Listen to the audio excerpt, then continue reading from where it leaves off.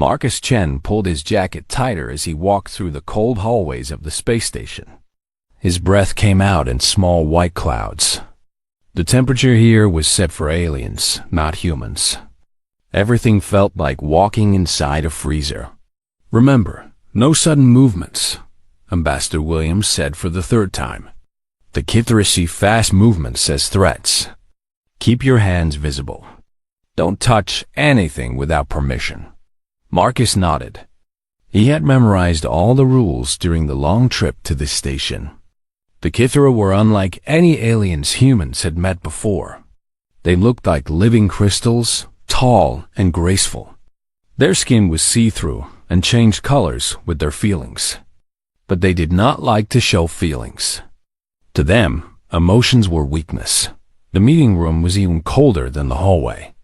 Ice crystals formed on the metal walls. Marcus could see his reflection in the polished surfaces everywhere. The room was designed to make the Kithra feel comfortable, but it made humans shiver. "They should be here soon," Williams said. He checked his watch again. The ambassador was nervous, though he tried to hide it. This meeting was the most important thing that had happened to Earth in years. Marcus thought about why they were here. Earth needed special minerals that only the Kithra controlled. These minerals could power new ships and weapons. Without them, humans would always be weak compared to other alien races. But the Kithra had never traded with anyone before. They thought other races were too emotional and dangerous. The only reason they agreed to this meeting was because humans had fought the Void Swarm. Those monsters had attacked everyone. Humans, Kithra, and other aliens too. Most races ran away or hid. But humans fought them directly and won. The Kithra were surprised. They decided maybe humans were worth talking to after all. "Contact approaching," came a voice from the speakers. Marcus felt his heart beat faster. He had seen pictures of the Kithra, but meeting them in person would be different. The doors slid open with a soft hiss. Cold air rushed in, making the room even more freezing. 3 figures walked into the room, moving like they were floating. Marcus had to stop himself from staring. The Kithra were beautiful in a strange way. They stood almost 8 feet tall. Their bodies looked like they were made of clear ice, but ice that could move and think. Colored lights moved under their skin like slow lightning. The one in front had to be Queen Zethara. Her crystal skin was mostly blue and silver, colors that meant calmness in their culture. Behind her walked 2 guards. Their skin showed darker colors, purple and deep blue. They watched everything with eyes that looked like cut gems. At the back came a smaller Kithra. This one's skin was brighter, with yellow and white lights moving through it. Marcus guessed this was the Queen's helper or aide. "Welcome to Neutral Station 7, Ambassador Williams said. He bowed slightly, just like they had practiced. "I am Ambassador Williams of Earth. This is my assistant, Marcus Chen." Queen Zethara looked at them for a long moment. When she spoke, her voice came through a translator device. It made her sound cold and formal. "I am Queen Zethara of the Crystalline Dominion. We come here because your species fought the Void Swarm when others would not. This interests us." Marcus watched the lights move under her skin. The translator could change her words into English, but he wondered what she really sounded like. The Kithra talked using sound frequencies that humans could not hear properly. Their real conversations probably sounded like music. "We are honored by your presence," Williams said. "Earth hopes we can build a friendship between our peoples." Friendship. The Queen repeated the word like she was tasting something strange. An emotional concept. "We will speak of trade. Nothing more." They all sat down at a long table.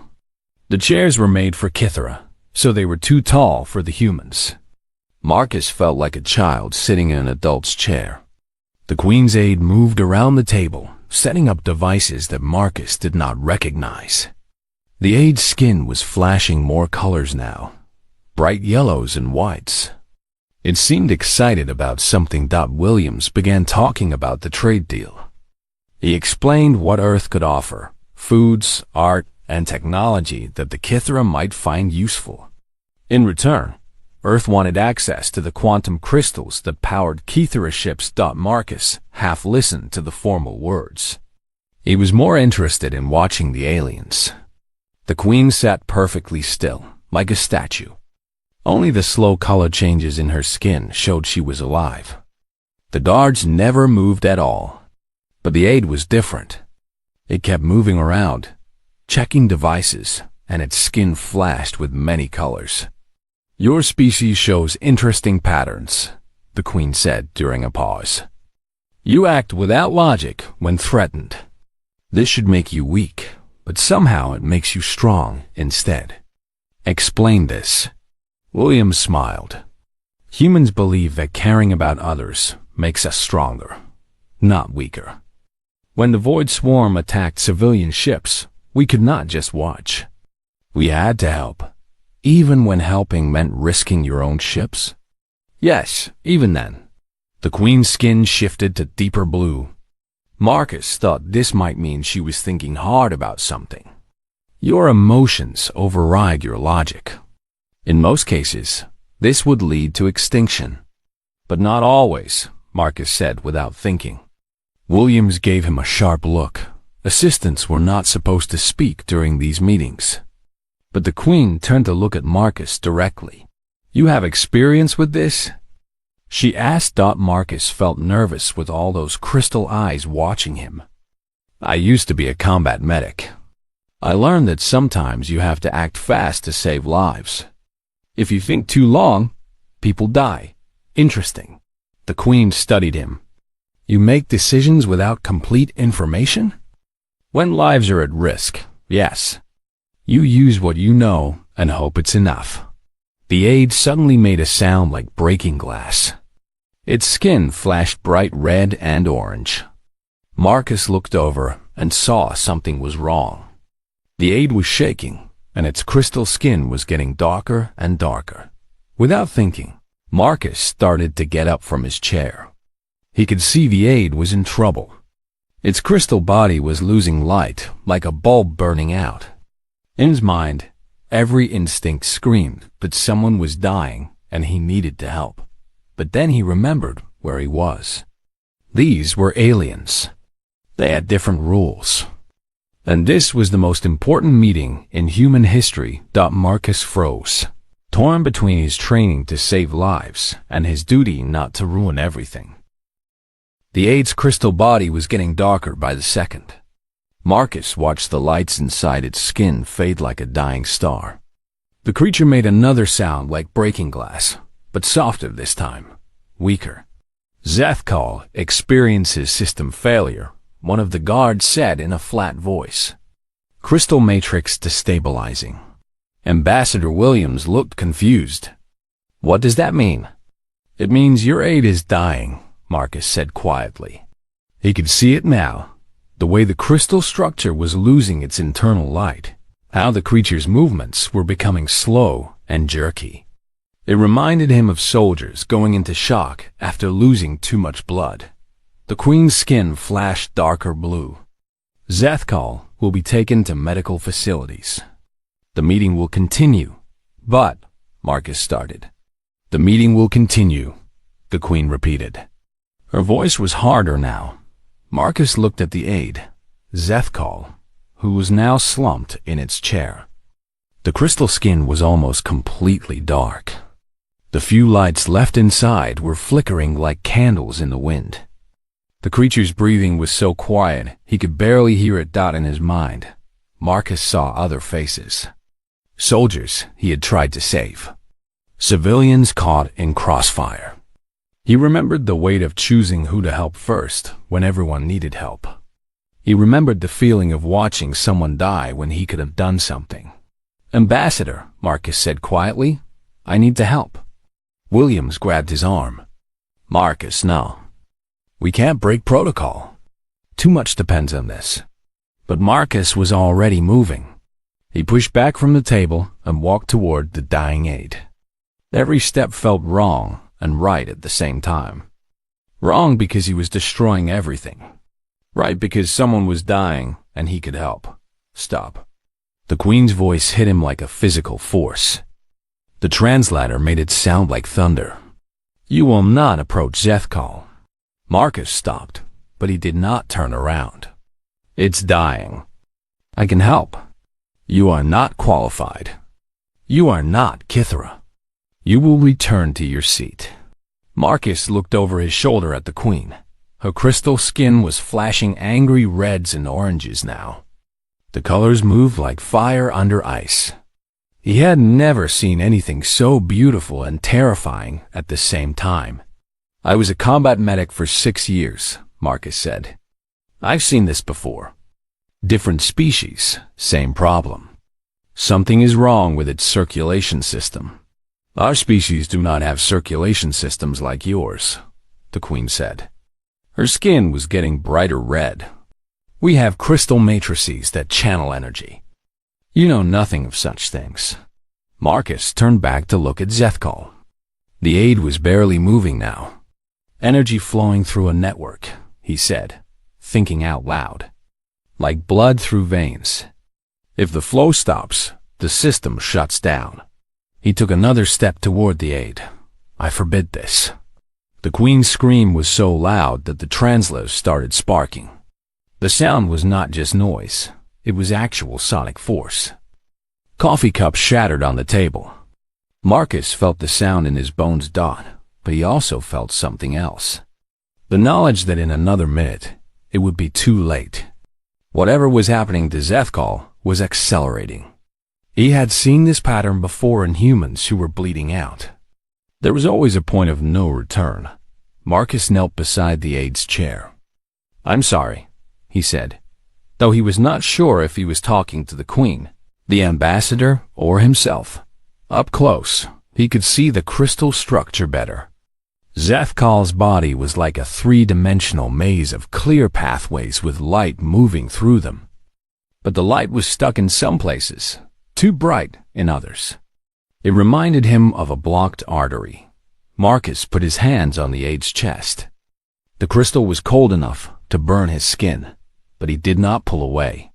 He could feel vibrations inside, like a heart beating too fast and then too slow. Marcus, don't! Ambassador Williams shouted. The Queen was making sounds that the translator could not handle. Colors flashed under her skin so fast they looked like fireworks. The guards moved toward Marcus, but she held up a hand to stop them. She wanted to see what he would do. Marcus pressed down on specific points on the aide's chest, the way he would for CPR on a human. But instead of pumping up and down, he pushed in patterns. He could feel the crystal matrix responding, the stuck energy starting to move again. It was like massage, but for something that was not quite flesh and not quite metal. The human contaminates Zethkal, one guard said. This is sacrilege. Touching without permission, the other guard said. Assault upon a dying being. Marcus ignored them. He could feel the aid system starting to respond. The stuck energy was moving, finding new pathways. The crystal structure was warming up slightly under his hands. Still cold enough to hurt, but not as dead as before. What are you doing? The Queen demanded. Her skin was every color of anger now. Reds, oranges, purples that pulsed like a warning signal. Chest compressions, Marcus said without stopping. External pressure to restart circulation. We do it when hearts stop working. Kithra do not have hearts. No, but you have energy flow. Same principle. Marcus pushed again, feeling for the rhythm he needed. Too light, and nothing would happen. Too hard, and he might damage the crystal matrix permanently. He had to find the right pressure, the right timing. Suddenly, bright light flashed through Zethkal's body. The aide gasped, a sound like wind through crystal caves. Colors started moving under its skin again, dim but getting brighter.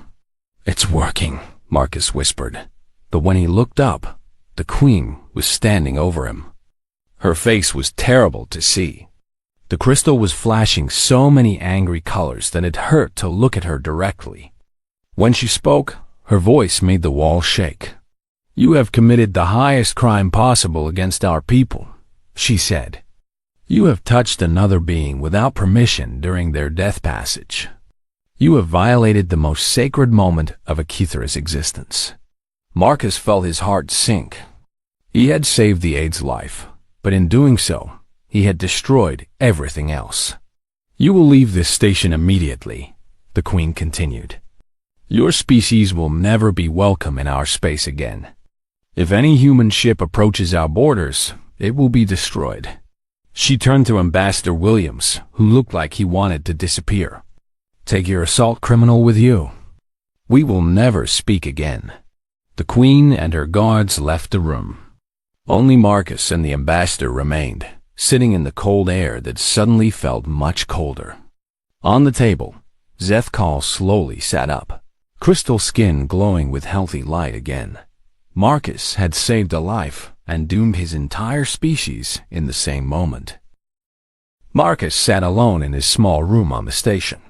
4 hours had passed since the Queen banished him. 4 hours since he destroyed humanity's only chance at the crystals they needed. 4 hours since he became the most hated man on Earth. Ambassador Williams had left on the first transport back to Earth. Before going, he told Marcus that he would be court-martialed for destroying a diplomatic mission.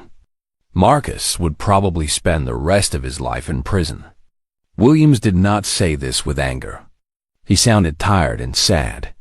"I know you meant well," the ambassador had said at the door. "But good intentions don't fix this kind of damage." Now Marcus was waiting for the military transport that would take him home to face judgment. He sat on the edge of his bed and stared at his hands. They still felt cold from touching Zethkal's crystal skin. He wondered if the aide was still alive, or if saving it had only delayed the inevitable. The heating system in his room was making strange noises. When the Queen had screamed during the meeting, her sonic voice had damaged the electronics all over the station. Now some systems worked and others did not. Marcus's room was warmer than it had been before, almost comfortable for a human. He tried not to think about what would happen. When he got back to Earth, the news would spread quickly. Marcus Chen, the man who ruined first contact with the most powerful alien empire in the galaxy. There would be investigations, trials, and blame. Some people would call him a hero for saving a life. Others would call him a traitor for dooming humanity. A soft sound at his door made him look up. It was not the harsh buzz of the doorbell. It sounded like crystal chimes in the wind. Marcus frowned. The door should not make that sound. The chime came again, more insistent this time. Marcus walked to the door and pressed the open button. He expected to see a security guard or maybe another human diplomat. Instead, he found himself looking up at Queen Zethara herself. She stood alone in the hallway. No guards, no aides. Just the Queen of the Crystalline Dominion, looking down at him with eyes like cut diamonds. Her crystal skin was dim now, showing colors he had never seen before. Soft blues and greens that seemed almost sad. "Your Majesty," Marcus said. He did not know if he should bow or step back or close the door. The protocol manuals had never covered what to do if an alien queen showed up at your room after banishing you. "I wish to speak with you," the Queen said. Her voice was different now, quieter. The translator was working better too, making her sound less robotic. Marcus stepped aside to let her enter. The Queen had to duck slightly to fit through the human-sized doorway. Once inside, she looked around his small room with curiosity. Her head nearly touched the ceiling. "This space is very warm," she observed. "The heating system broke when you—" Marcus stopped himself. It seemed rude to remind her that her scream had damaged the station. "When I lost control of my harmonics," the Queen finished for him. "Yes, I am aware. I have come to speak about Zethkal." Marcus felt his heart start beating faster. "Is the aide all right?" The Queen stared at him for a long moment. The colors under her skin shifted to patterns he could not read. Zethkal lives. More than lives. The aide has made a complete recovery. This should not have been possible. I'm glad, Marcus said. I was worried that maybe I only delayed. You do not understand. The queen moved closer to him. Even in the small room, she moved with that floating grace all Kithra seemed to have.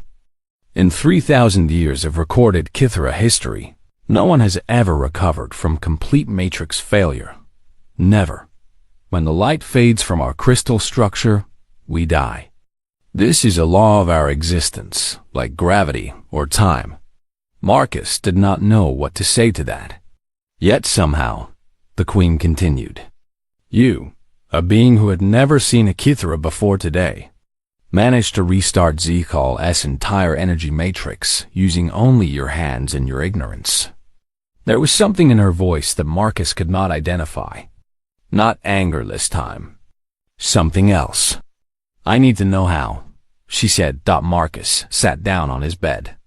The queen remained standing, looking down at him. I don't really know how. I just saw that the energy was stuck, like a blocked blood vessel. So I tried to get it moving again.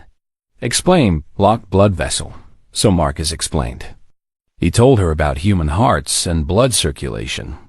He described how heart attacks happened when blood flow stopped, and how CPR could sometimes restart a stopped heart.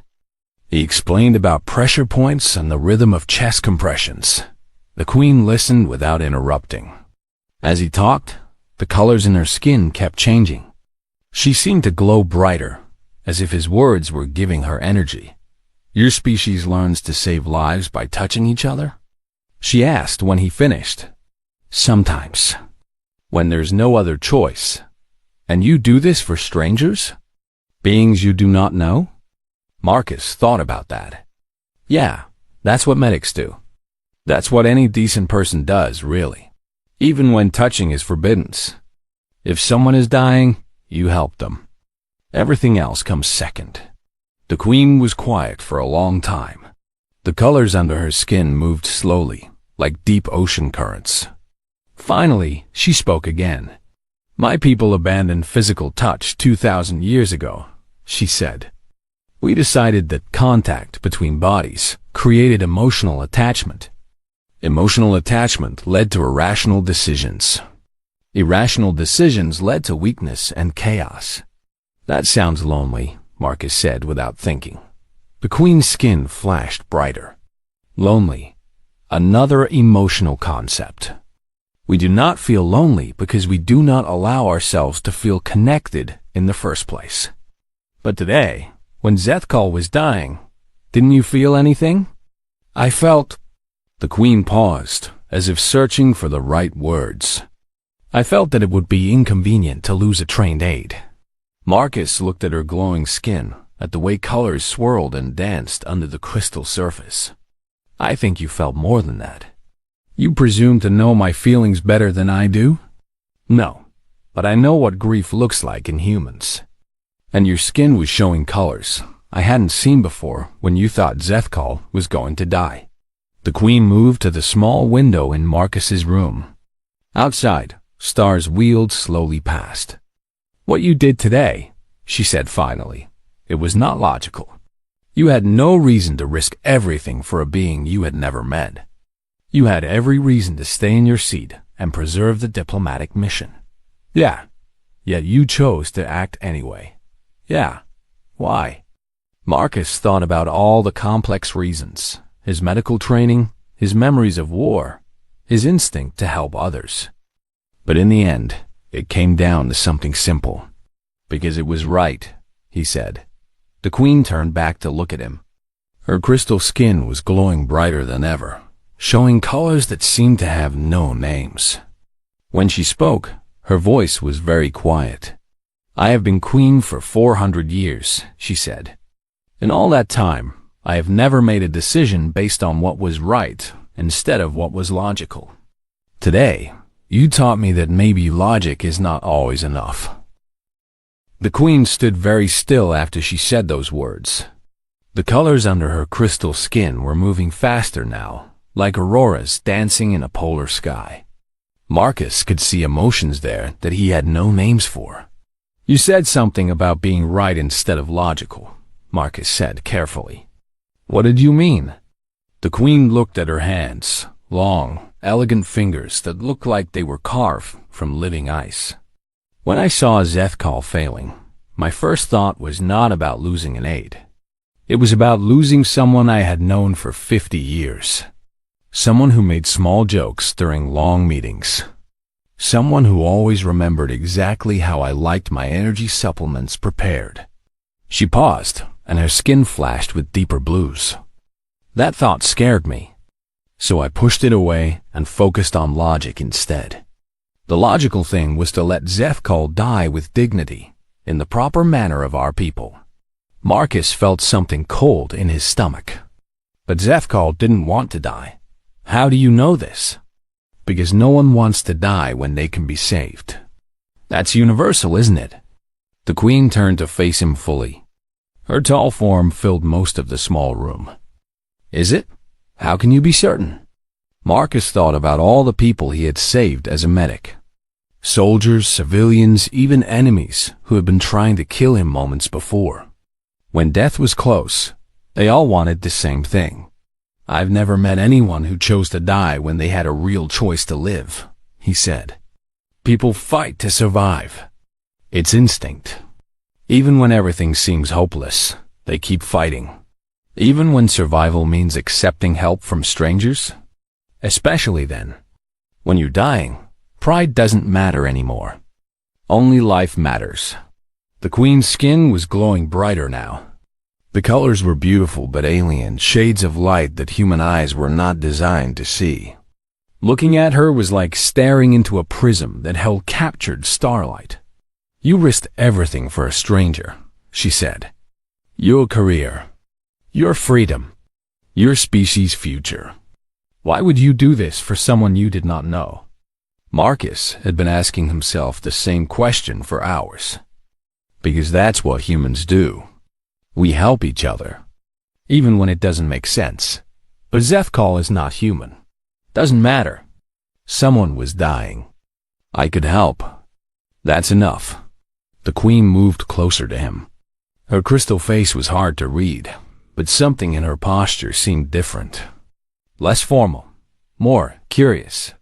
"Your species feels responsibility for the welfare of beings you have never met." "Good humans do, yeah. And you consider yourself a good human?" Marcus shrugged. "I try to be. Even when being good causes terrible consequences?" That was the question Marcus had been avoiding. He looked down at his hands, still stained with the cold burn of touching Zethkal's crystal skin. "I destroyed everything," he said quietly. "Earth will never get the crystals now. Humans will stay weak while other species get stronger. Maybe someday that will get us all killed because we couldn't defend ourselves properly." "Yes," the queen said. "That is all true. And I knew it might happen when I chose to help Zethkal. But I couldn't just watch someone die when I could save them. I couldn't live with myself if I did that." "So you chose personal conscience over species survival?" Marcus looked up at her. "I chose to be human." The queen stared at him for a long moment. The colors under her skin were moving in patterns he had never seen before. They looked almost like music made visible. "For 2,000 years," she said slowly, "my people have believed that personal feelings make you weak. That caring about individuals makes you vulnerable. That the logical choice is always the best choice." She knelt down so her face was level with his. This close, Marcus could see that her eyes were not just crystal. They were like windows into deep space, filled with cold fire. "But today," she continued, "I watched you choose to care about one individual over the logical needs of billions. And somehow, this illogical choice created the most remarkable thing I have ever witnessed." Before Marcus could ask what she meant, the queen did something that shocked him beyond words. She reached out with her long crystal arms and wrapped them around him in an embrace. The contact was overwhelming. Her crystal skin was so cold it felt like being hugged by a glacier. But it was not just the temperature that made Marcus freeze. It was the cultural impossibility of what was happening. The Kithra did not touch, ever. Physical contact was the greatest taboo in their society. Yet here was their queen, holding a human she barely knew, breaking the most fundamental rule of her people. Through her crystal skin, Marcus could feel vibrations, like a heartbeat, but more complex. It was the rhythm of her energy matrix, the pattern that kept her alive. She was letting him feel the most intimate part of her existence. Marcus tried to understand what was happening. His brain felt numb. The queen's skin was warming up slightly where it touched his body, soaking up his human heat. Colors flowed faster under her crystal surface, bright and chaotic. "I can feel your warmth," she whispered. Her voice came directly through her chest now, not through the translator. It sounded like wind chimes mixed with distant thunder. "I can feel your electromagnetic field, your heart rhythm, your breathing." I had forgotten that beings could share physical sensation. Marcus still could not move. The hug lasted forever and ended too quickly at the same time. When the queen finally let go and stood up, her crystal skin was glowing like a small sun. "What just happened?" Marcus asked. The queen looked at her hands, turning them over as if seeing them for the first time. "I experienced what you call comfort," she said. "Physical reassurance. The knowledge that another being cares enough to offer contact despite cultural barriers." She looked back at Marcus. "I understand now why you touched Zethkol. You were not just trying to restart a failing energy matrix. You were offering comfort to someone who was afraid." "Were you afraid just now?" Marcus asked. The queen's skin flashed through several colors before settling on a soft silver.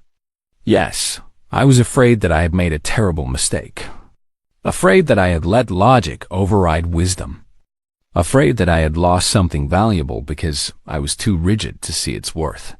Marcus felt his heart still racing from the unexpected hug. "What happens now?" The queen moved back toward the door, but she paused before leaving. When she turned back to him, her crystal skin was showing colors he had never seen before. Warm golds and gentle whites that seemed to glow from within. "Now," she said, "I must decide whether my people are ready to learn what you have taught me." "Which is what?"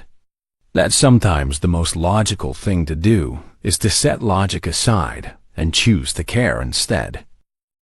Marcus woke up the next morning to find 3 messages waiting for him. The first was from Earth Military Command, ordering him to report for court-martial as soon as he returned home.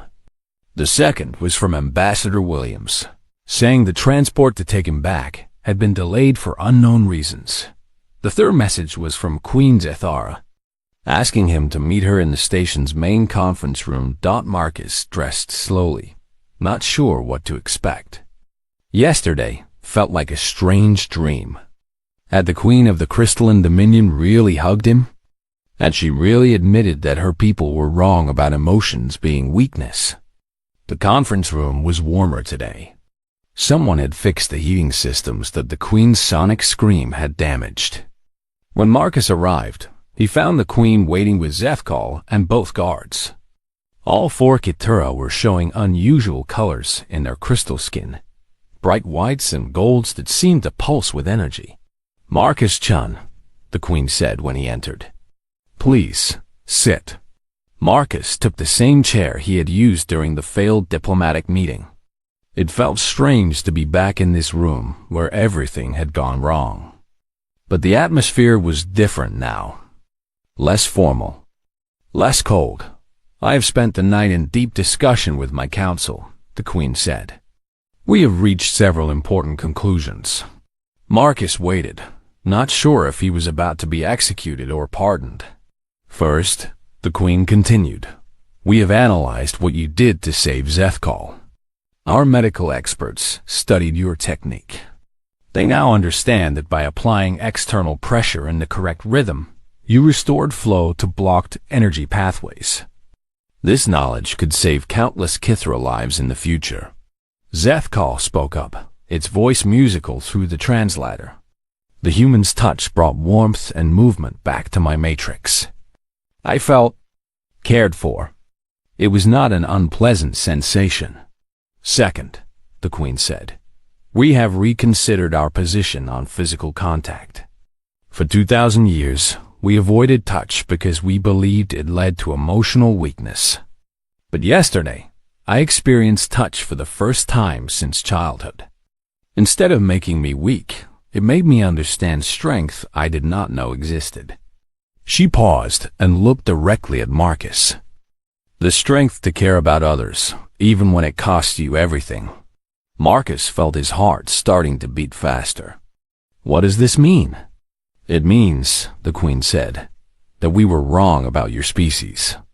We thought humans were chaotic and dangerous because you make decisions based on emotions. We did not understand that your emotions contain a different kind of wisdom. One of the guards stepped forward. Its crystal skin was showing colors Marcus had never seen before. Deep purples mixed with bright silver. When logic fails, the guard said, your species uses something else. Something that tells you to save lives, even when it makes no logical sense. Something that makes you risk everything for strangers. We need to understand this. You called it being human, the Queen said. We wish to learn what this means. Marcus stared at them. Are you saying the trade deal is back on? The Queen's skin flashed brilliant gold. No, Marcus-chan. We are saying something much more important. We are offering an alliance. Marcus felt dizzy. An alliance?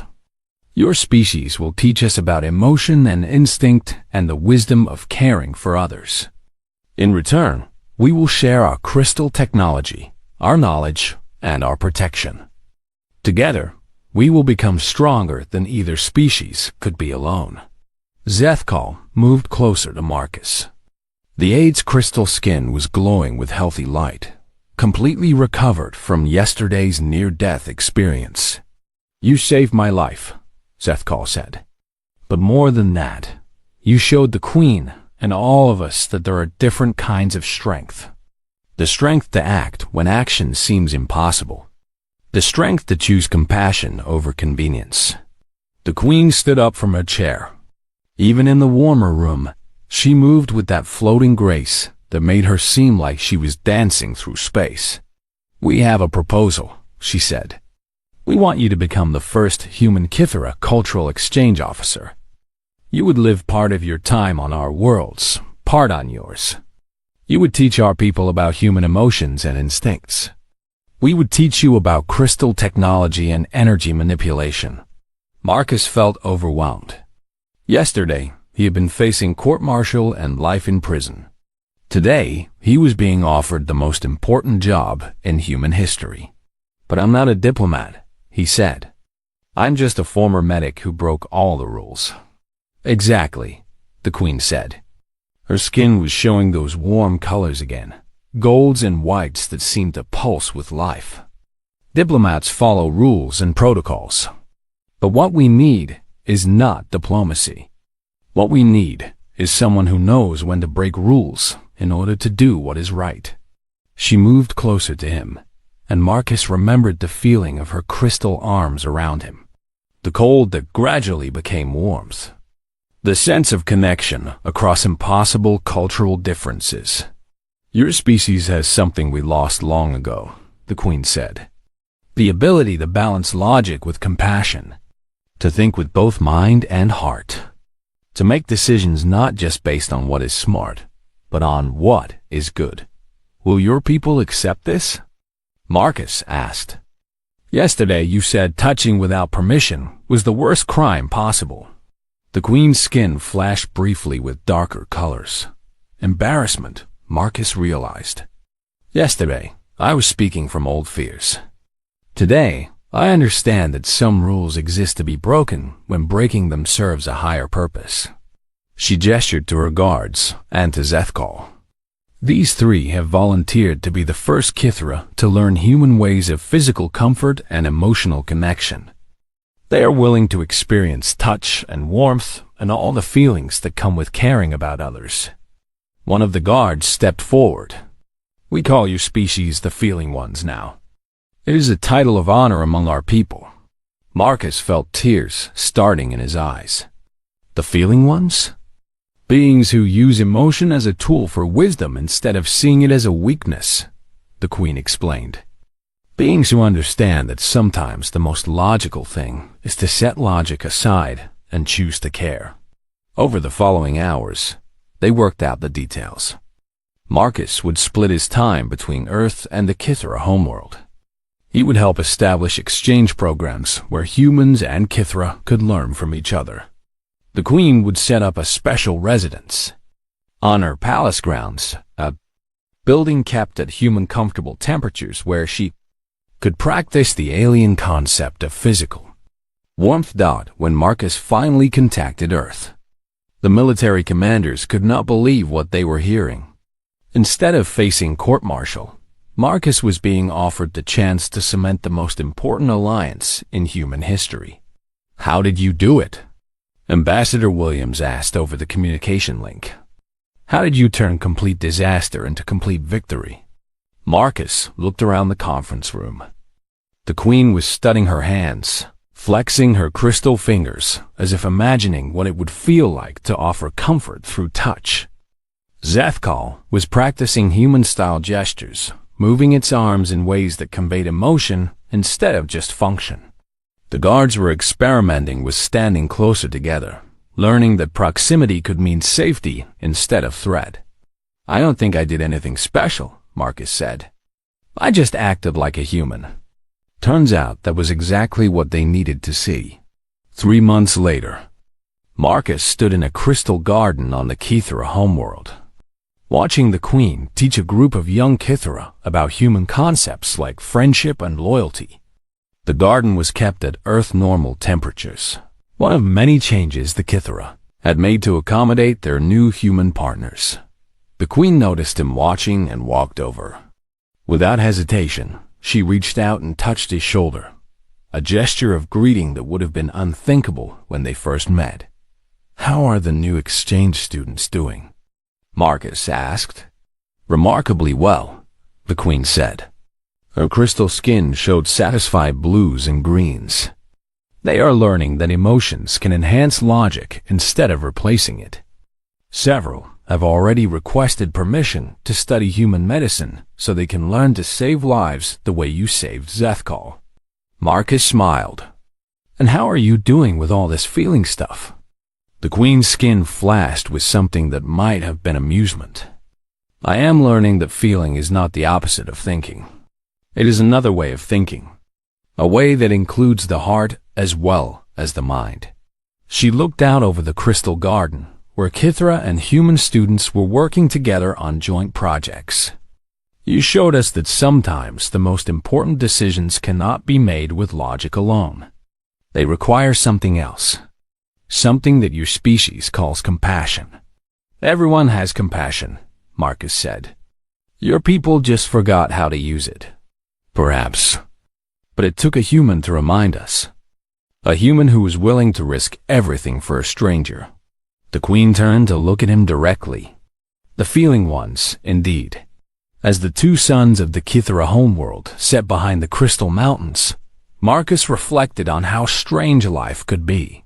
He had destroyed a diplomatic mission and saved it at the same